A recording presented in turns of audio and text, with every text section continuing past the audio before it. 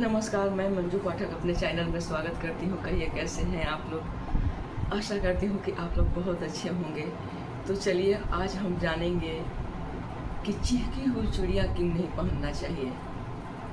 चीखी हुई चूड़ियाँ पहनने से क्या होता है। तो जो बहू बेटी या बहनें चीखी हुई चूड़ियाँ पहनती हैं, चीखी हुई मतलब टूटी चूड़ियाँ पहले के ज़माने में कांच का चूड़ियाँ हम लोग पहनते थे, तो वो चूड़ी कभी कभी क्रैक किया हुआ रहता था। तो क्या होता है कि कभी कभी समझ में नहीं आता है और वो पहने ही रह जाते हैं। हम लोग मैंने पहने हुए हैं, क्रैक किया हुआ है और वो चूड़ी हाथ में पहने हुए हैं, तो वो नहीं पहनना चाहिए। जो बहू बेटी हो या बहनें हो या कोई भी हो, हम भी हों, अगर चूड़ी टूटा हुआ पहने रहते हैं तो क्या होता है कि उनके पिता पर, भाई पर ऐसा मान्यता है, ऐसा कहा जाता है कि कर्ज का भागीदार होते हैं वो लोग, उनके ऊपर कर्ज चढ़ जाता है, कर्ज में वो लोग डूबे रहते हैं। पहला बात। दूसरी बात, दोनों हाथों में चूड़ियाँ एक बराबर नहीं पहननी चाहिए। क्यों? अब बहू बेटी बोलेगी कि दोनों हाथों में आजकल तो सेटिंग करके सब पहनता है लोग, मैचिंग करके सब पहनते हैं लोग, तो बराबर बराबर क्यों नहीं पहनना चाहिए। तो हम लोग के टाइम में दोनों हाथों में एक ही बराबर चूड़ी गिन गिन के कम से कम एक ठो कम बेसी होना चाहिए, एक हाथ में कम एक हाथ में ज़्यादा। कहा जाता है कि मैके ससुराल दोनों ही बराबर होता है। अगर मैके नॉर्मल है तो ससुराल भी नॉर्मल हो जाएगा। अच्छा, पहले के ज़माने में तो लड़कियों को अच्छा घर देख के शादी होता था। तो मान लीजिए कि कोई भी नॉर्मल पिता हैं, वो बोलते हैं कि हमारी बेटी अच्छे घर में जाए, तो मैके नॉर्मल है तो ससुराल भी उसी टाइप का हो जाता है। ऐसा हमारे यहाँ दादी नानी माँ मेरी बोलती थी। तो पता नहीं कितना सच है कितना नहीं सच है, लेकिन हमारे बड़े बुजुर्ग यही बोलते थे कि दोनों हाथ में बराबर बराबर चूड़ियाँ नहीं पहनना चाहिए। दूसरी बात। तीसरी बात, कभी भी मंगलवार के दिन चूड़ियाँ नहीं पहने। कभी भी मंगलवार के दिन चूड़ियाँ नहीं पहने। कभी भी दहलीज पे बैठ के चूड़ियाँ नहीं पहने। दहलीज मतलब चौकट। दहलीज मतलब आजकल के ज़माना में जो मेन दरवाज़ा होता है या घर का रूम का दरवाज़ा होता है, उस पर चौकट, उसको चौकट बोलते हैं। पहले के ज़माने में चौकट बोला जाता था। तो वहाँ बैठ के चूड़ियाँ नहीं पहना जाता था है, माने अशुभ माना जाता है। कहा जाता है यही कि अशुभ माना जाता है, अच्छा नहीं माना जाता है। दरवाजे पर बैठ के सास के मुंडी पे बैठ के चूड़ी पहन रही है, ऐसे पहले के ज़माने में लोग बोलते थे। कभी भी बाल खोल कर चूड़ियाँ ना पहने, क्योंकि ये भी अच्छा बात नहीं है। जैसे कि आजकल के कहीं जा रहे हैं पार्टी फंक्शन में, तो बाल खुला है, स्टाइलिश है। आजकल तो कुछ मान्यता नहीं है, लेकिन पहले के ज़माने में ये सब चीज़ बहुत मानते थे हम लोग। बाल खोल के चूड़ियाँ नहीं पहनते थे, क्योंकि माँ जी लोग बहुत डांटती थी, ये अशुभ नहीं है, पति के लिए ठीक बात नहीं है, बड़ा बुजुर्ग का सम्मान का बात नहीं है, उनके सामने बाल खोल कर बैठना नहीं है। आजकल तो सब कुछ माफ है। और हिसाब में कहा गया है कि समय के साथ साथ हर इंसान को बदलना भी चाहिए, ये भी बात है। तो ठीक है। छठी बात यह है कि कभी भी पूरा दोनों हाथ खाली करके चूड़ियाँ ना पहने। एक धागा हाथ में बांधा रहने दें। अगर चूड़ियाँ ना रहे तो एक के अलावा धागा भी हाथ में बंधा रहे, तभी चूड़ियाँ दोबारा नया जो पहन रही हैं, चेंज कर रही हैं, मैचिंग पहन रही हैं, वो पहनिए। एकदम दोनों हाथ से खाली मत करिए। और धागा बांध कर हमेशा, जो रक्षा सूत्र, कभी कभी आप देखी होंगी कि हाथ में तो हमेशा ही रक्षा सूत्र बंधा रहता है, तो वही छोड़ दीजिए और उसके बाद ही अपना चूड़ियाँ बदलिए। कभी भी, सातवां बात, कभी भी मायके जाएं तो बिना चूड़ियाँ वहाँ से पहने हुए ना आए। ये सुहाग का प्रतीक होता है। जब आप मायके जाती हैं तो वहाँ का कुछ नहीं तो कम से कम चूड़ी, बिंदी, सिंदूर ये ज़रूर वहाँ से पहन कर आएँ। इसको बहुत शुभ मानते हैं। और खोइछा लेकर जरूर आएँ। खोइछा हमारे यहाँ सुहागिन महिलाओं को दिया जाता है, जिसमें रुमाल हो तो रुमाल, नहीं तो एक खोइछा बहुत रेडीमेड बड़ी सुंदर सुंदर बना के आया जाता है पैकेट की तरह, तो वो कमर में बांध दिया जाता था पहले के ज़माने में। लेकिन आजकल ऐसा नहीं होता है, हाथ में वो खोइछा में अक्षत, हल्दी 5 गांठ और दूब, जितना हो सके उसमें रुपया डाल दिया जाता है कि बेटी मायके से ससुराल जा रही है, ससुराल से बहू मायके जा रही है, तो भी खोइछा दिया जाता है। और इसको बहुत शुभ का प्रतीक मानते हैं हम लोग। तो कभी भी मायके से आए तो बिना चूड़ी सिंदूर बिंदी वहाँ का लिए ना आए। मायके वालों को भी चाहिए कि कुछ दें या ना दें, कम से कम ये सुहाग के 3 चीज़ें जरूर दें, चूड़ी बिंदी, खोइछा और चूड़ियाँ। अपने बेटी को जरूर इतना देकर विदा करें, ये बहुत शुभ होता है। 8वीं बात कि कभी भी सुहागिन महिलाएं चांदी की चूड़ियाँ न पहने।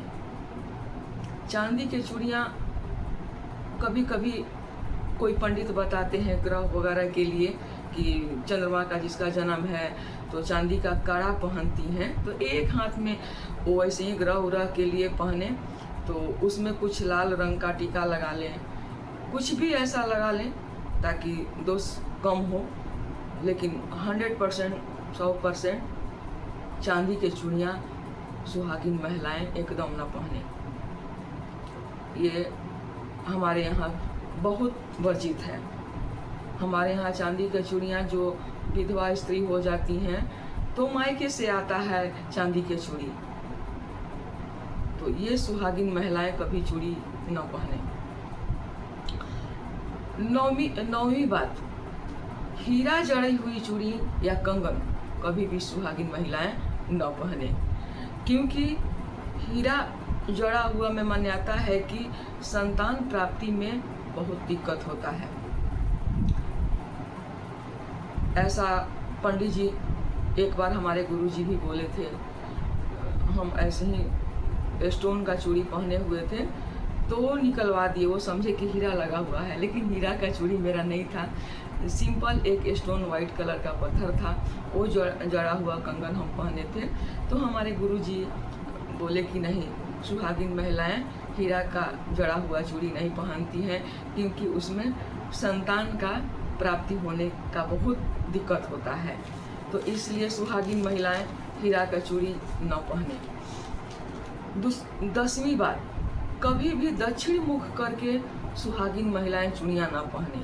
चूड़ियाँ का कोई भी शुभ कार्य हो या कोई भी अच्छा काम हो, चूड़ी हो, बिंदी हो, सिंदूर हो, या पूजा पाठ हो, या फिर खाना बनाना हो, कोई भी कार्य अगर अच्छा आप करने जा रही हैं तो दक्षिण मुख करके न करें, क्योंकि ये भी अशुभ का प्रतीक है, ये भी इसको शुभ में गिनती नहीं होता है।